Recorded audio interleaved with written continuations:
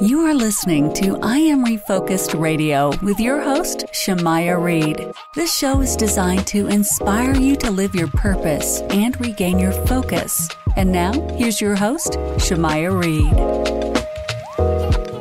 Hey, welcome to I Am Refocused Radio. We are here once again, and today, man, just like any other show, man, we have a special guest, but today we have two on with us today. We're going to be talking to Stell Snuggs. It's a duo with Christel and Jarad, and they're going to be talking to us about not just their life story, but also about their amazing music, some of their recent releases, and future things that are coming soon. So without further ado, I want to welcome Christel and Jarad to the show and say how y'all both doing. We're doing fantastic. Great, how are you doing this morning? Doing awesome, man. So I learned a little bit about y'all, and I know y'all have multiple businesses. Y'all have a yacht business. Y'all are into the music industry. Y'all live in New York from time to time, but y'all also travel. So we're going to dive into that. So I'm going to start with Jarad and say, take us back, man, where y'all both came from, right? How y'all met and started this music. Well, it was 1976 when I was born. And, not back that far. I'm sorry. Wait, go a little further. I met my lovely wife here. We both attended music school in Philadelphia at the College of Performing Arts. And shortly thereafter, we moved to Colorado.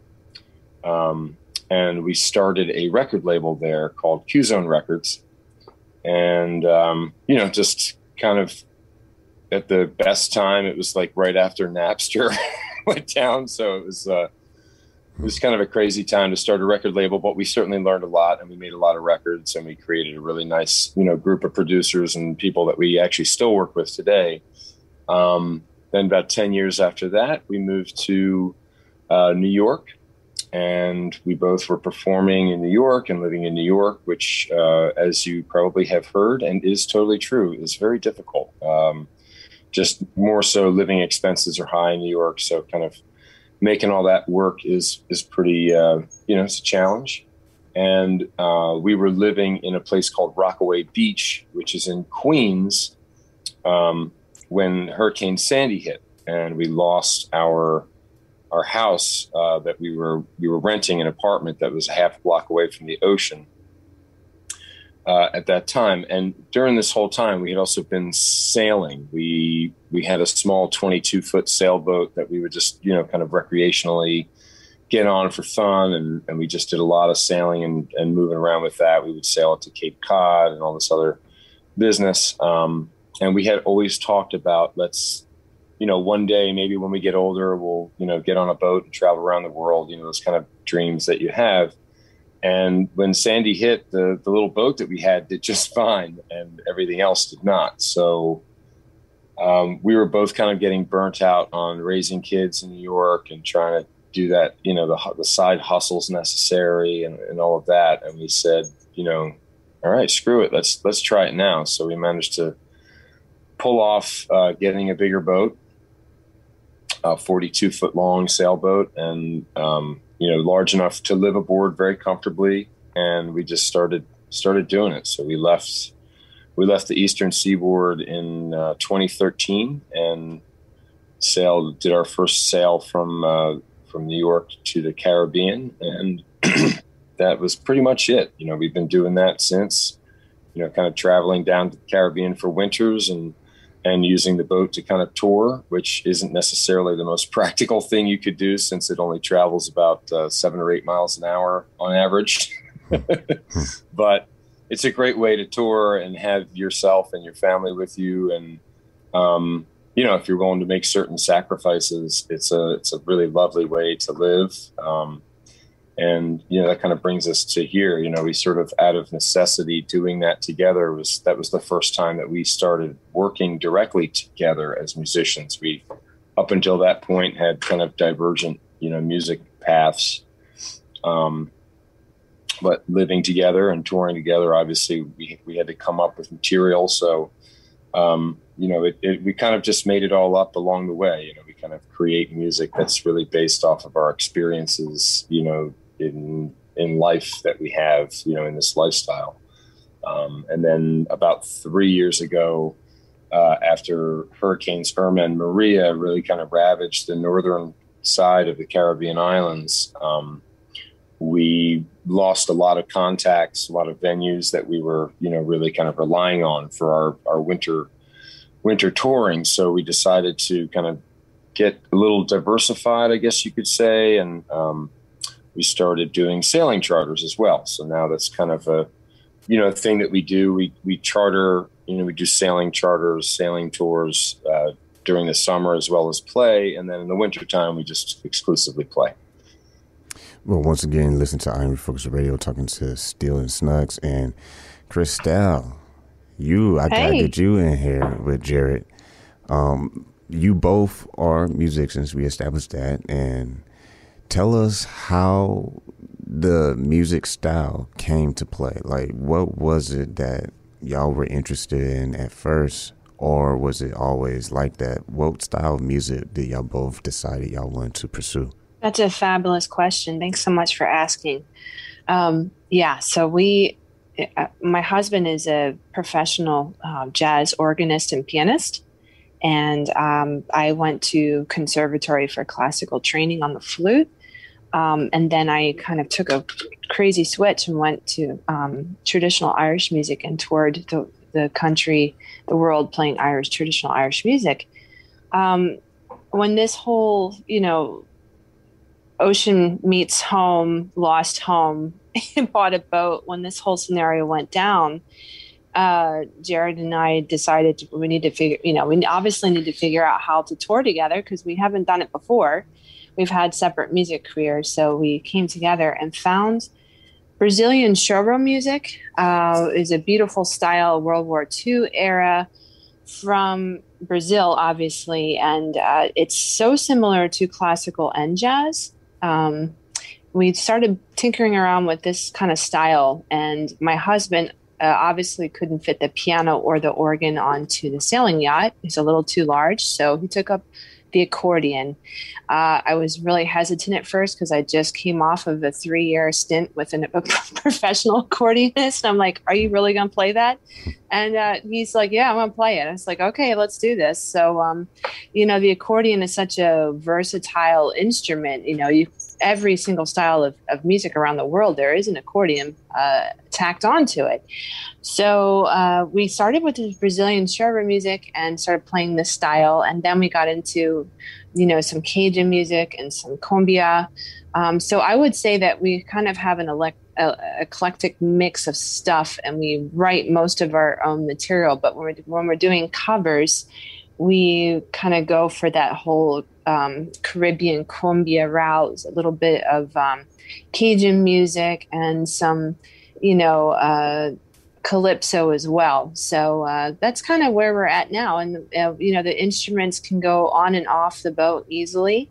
And they're small. I'm a flutist, and it doesn't take much to put that in a backpack with the ukulele and the accordion. So we had to kind of, refine what we do to make it work in our current living extremely, small atmosphere that we live in. So it works for us, and it's a lot of fun. And Jarad, I'm going to get you back in there. When y'all started to release music, right? Mm-hmm. What was the first project? What was the name and the story behind it? The first project we released together was a group of material that we released as a record called Vela, and Vela is it means sailing or sail, and it was I guess that all of the music was really organically created. We really didn't go into we had no real preconceived notions. We kind of started with that choro material and learned a good amount of it. It's lovely and very, very involved, kind of material to learn, similar to like samba, I guess is the closest thing that I could say, stylistically that you might be familiar with. And, from there, it was just, I guess we had just been through like a lot, with Sandy, and we have 2 children, and then, kind of making this insane decision to just jump on a boat and start sailing on the open ocean and stuff to travel, to move, it kind of just started to flow out a lot of ideas, and I really wasn't a songwriter by any means up until that point, but I think the experiences that we had, they just naturally came out. And then, the music was really coming out, as far as instrumental pieces that we were writing too. So I think it was a matter too of having more time, that living the lifestyle of like living aboard a boat, it is a lot of work, there's a lot of physical work in actual sailing and dealing with the vessel. And you have to do everything yourself. You have to be able to maintain the engines and plumbing and, from top to bottom. But there are times when you do have a lot more leisure time because you're not in a situation where you're, say paying rent or a mortgage, and, your regular living expenses can be relatively low if you're willing to put all that effort in and time. And I think that extra sort of leisure time, you could call it, that we ended up with just made it was easier to write, I guess, when we were living in the city and it was just, hustle, hustle, hustle. There was just so little time that there was rarely a moment that I would be sitting at my instrument and not, practicing actively for one specific thing, whether it was, I did like youth theater production, or if I was learning music for a gig or that sort of stuff. So it's nice to have this sort of like semi-open parts of my schedule that, allowed some real creativity to happen. And once again, talking to Stell Snuggs, Jarad, and Christel. And I have to ask this burning question. I know y'all go to professional studios, but do y'all actually record songs on the boat? Yes, we do actually. We do record music on the boat. We do have a very we have a rig that's, small. It's a small setup. We can isolate as far as if we're laying tracks down, normally 3 to 4 tracks. Right, Jarad? Yeah, I mean, we have a multi-track. I mean, it's different era now. Yeah, so we have 3 cabins on board. So we can use one of the cabins, like the sleeping cabin, like a cabin is per se a bedroom in a house. So you just close the door to the cabin and set up some microphones and away you go. So we have done that and enjoy doing that. If it's calm out and if the boat's not, rolling all over the place, we can definitely, record some tracks down and get some work done. We also use the solar panels and the wind generator to supply all the energy that we need to get all the equipment running. So that's kind of cool. So yeah, we definitely enjoy and do recording on board as well. That's a great question. Thanks so much. Making music on the water, that's cool, man. I mean, some cruises do, performances, but actually creating music, I'm thinking that's difficult, but y'all make it sound like it's easy, so I'm gonna believe you. But when it comes to marketing, because here's the thing, this is like totally different than most people in the music industry. You do music both on land and on water, so that's pretty cool. But when it comes to marketing, what have y'all learned along the way, putting your unique way of doing things in the music industry? Because like I said, not too many people I know are making music on the boat. Yeah, and it's interesting. I think as far as the music industry is concerned, the boat thing is like generally like a side story. It's really difficult to speak to publicists and stuff and really explain that part of your life to them. Yeah. And, I think too, the way that the industry has changed like so drastically in the past 20 years. I mean, it has just been like mind boggling, honestly. So, again, like we started our label in just out in 2001 is when we started the actual label as a business.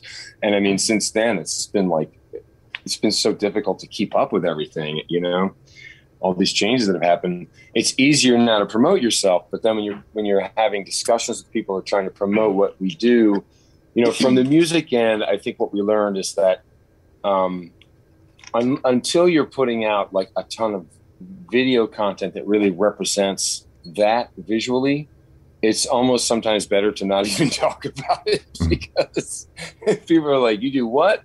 Huh? I don't compute. And you can kind of hear the brain cells cooking, in the background. So I think, again, it's like the video content is really what is super necessary. And, that's really something that I would say only in the past, like 3-ish years that we've really kind of gotten good at and gotten into.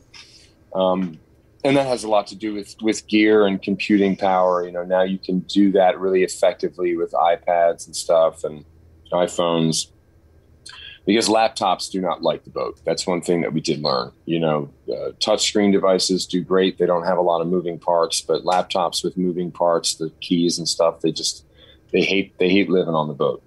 So that makes it challenging. It's not like you're getting things wet all the time, but you are living, in a saltwater sea. So that has an effect on certain things. So we go for equipment with as few moving parts as possible.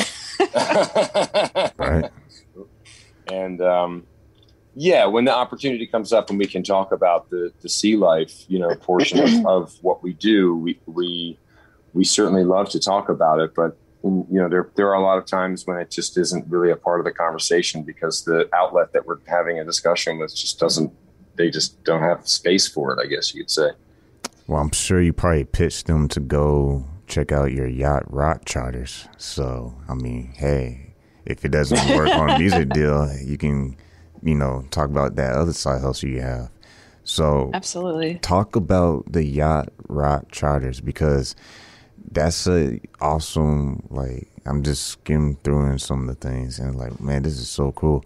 Tell us, I mean, we got a little sneak peek of earlier in the interview, but tell us like what is all involved in your services for that business. Nice. Yeah. So Yacht Rock Charters is we have a schooner, a 40-foot schooner we have 6 guest private sails out of New York City on Jamaica Bay. We hustle 7 days a week. If the weather's really bad, we don't, we're obviously not out there, but we work all through the summer, and we take people out. Last year, obviously, we couldn't do that due to COVID restrictions, but we hustled the boat, got it all beautiful and ready to go, and we've been doing charters for the past week out of New York City, and I think the response is going really well. People are ready to go outside and have some fun, and we have that kind of private experience for people to do so. So New York City is like a backdrop from our boat. So, imagine, the wine or champagne chilling in the bucket, the wine glasses, you're just kind of chilling. And, New York City is the backdrop. So if you're a New York City resident, it's kind of like a staycation for y'all, because you get to hop on the A train or take an Uber or a Lyft and get off, and then we'll pick you up in our tender and take you to the boat, and off you go. So, we do like sunsets and day sails for people who are feeling really adventurous. We'll take them out in the ocean and do like an adventure out at sea for 8 hours. If you want to do a weekend, maybe you're a writer or a musician that need a retreat, we'll go take you out to Block Island and all these beautiful places outside the city. So yeah, it's kind of fun. And, I'm kind of tinkering with the idea of like, I would love to get a musician or two on board to perform as well, because let's face it, it's been very hard for musicians. We haven't had the venues to perform in, and this kind of provides an outdoor space for people to do so. So I'm kind of toying with that idea right now. So I'm just kind of putting it out there. Yeah, thanks for that question, Shemaya. I actually had like an idea pop in my head too. So I was like, man, right? What if they did like studio sessions on the boat and vlog that? That would go viral. Right. I mean, because I've been in New York twice, all right? And New York is a very special place. I was wanting to go last year, but COVID happened. But yeah, I mean, what if y'all had people book studio sessions on the boat? I mean, that is like outside the box. Like, I would do that. I mean, I mean, quick question for you, Jarad. Do you get a lot of locals or a lot of tourists? I mean, pre-COVID, obviously. I think, interesting for that part of the business. It ends up being a lot of locals because we're not based in Manhattan, so we're not in like tourist central. And Rockaway Beach is kind of like, some people travel here, but it's really only just kind of becoming like a place to even go on the map. Hurricane Sandy kind of, gave the place a nice big fat black eye. But what it did do is put it sort of back on the map, as a place to go. And it's a really, for being in, when you're here, you can't even, you don't even think that you're in New York City. You really feel like you're in some kind of a shore town, anywhere on the East Coast, really.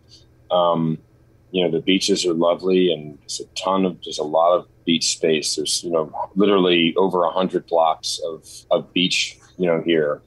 And so, it really ends up for us being a lot of people that are living in New York. It's not so much tourists from afar, but it is more a thing for New Yorkers. Well, sure. If you're in New York right now and you're in that area and you really want to get a private booking, I mean, check this out. I was on your website, and let me know if this is correct or not, but you have a discount sale going on right now. Is that right? Mm-hmm. Tell us about that and how they can be a part of that. Yeah, absolutely. They can just book online onto our website, and specifically it's the sunset sales until the end of June. And the code is Sunsets 2021.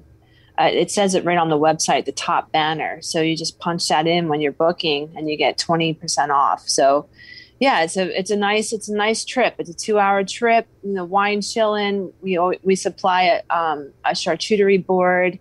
So it's kind of a nice experience. A lot of influencers like to hop on board, and photographers. It's just a nice place to get the photos in and do a fun excursion on the water, so close to the city. But yeah, thanks for that, Shemaya. Well, sure. If you're listening right now, you got some friends in New York locally, or if you're about to go to New York, go to yachtrockcharters.com. And also, just a reminder, if you are still interested into the amazing music they do, go to stellsnuggs.com. We're talking to Christel and Jarad right here on I Am Refocused Radio. And before you let you go, because they always say time flies by when you're having fun, because if you're not having fun, it's a slow day. So before we let y'all both go, I always ask artists, what is it that you really hope that your listeners that are listening to your music, that you will want them to take away as far as your legacy? Oh, that's a beautiful question. I just want people to feel joy. I want people to feel joy and happiness when they're listening to us. That's all we want to spread. And usually that is the case when we're playing. People are like, oh my God, I'm so happy now since I listened to you. So we just like to infect people with joy and happiness and unity and love. So that's kind of our main jam. And I hope that takeaway gives people something to enjoy today. And Jarad, I'll let you have the honors. When you see the things that are happening right now, I mean, people are starting to get vaccinated, so hopefully this COVID stuff can hopefully let life kind of bloom again, where we can have concerts and stuff. What do you look forward towards the most when things hopefully get back to normal soon? I really look forward to, just back to being able to play live with people. I mean, it's been, obviously the internet's kind of saved a lot of people, and being able to do things over the internet, but it's just not the same, we really enjoy working in the studio, but our love is performing and playing with other musicians, and, and having that sort of real collaboration with musicians, and then with an audience, that whole experience is like, it's a real privilege. I think that a lot of us have really come to learn how much of a privilege it is, because we haven't been able to do it. So I think that's probably the number one thing that we are really looking forward to, because when we are, traveling around and sailing into, other ports and stuff, we're always trying to hook up with other musicians that, are living in that area, and, you just build these great friendships and get to meet people through music and in odd places. And sometimes you don't speak the same language. And, those experiences are really about like us being humans and working together, and being good humans. And that's really what I think we miss the most. Well, man, I have to ask this question because I might get in trouble. What new projects can you kind of tease us with if you have something in the making? We do, actually. We're working on, we have a whole body material that's recorded, and we start releasing. First release comes out this coming Tuesday. And we're just kind of releasing this next project kind of as singles with videos, as opposed to releasing a record because, people don't really have records anymore. I guess, vinyl's back, which is fantastic, but CDs are kind of a dead stick, in a way. But, so we're releasing a tune, Hey Little Bird, and we've got a whole slew of material that we'll be putting out over the summer and, kind of getting back into the swing of things, which is super exciting for us. Mm-hmm.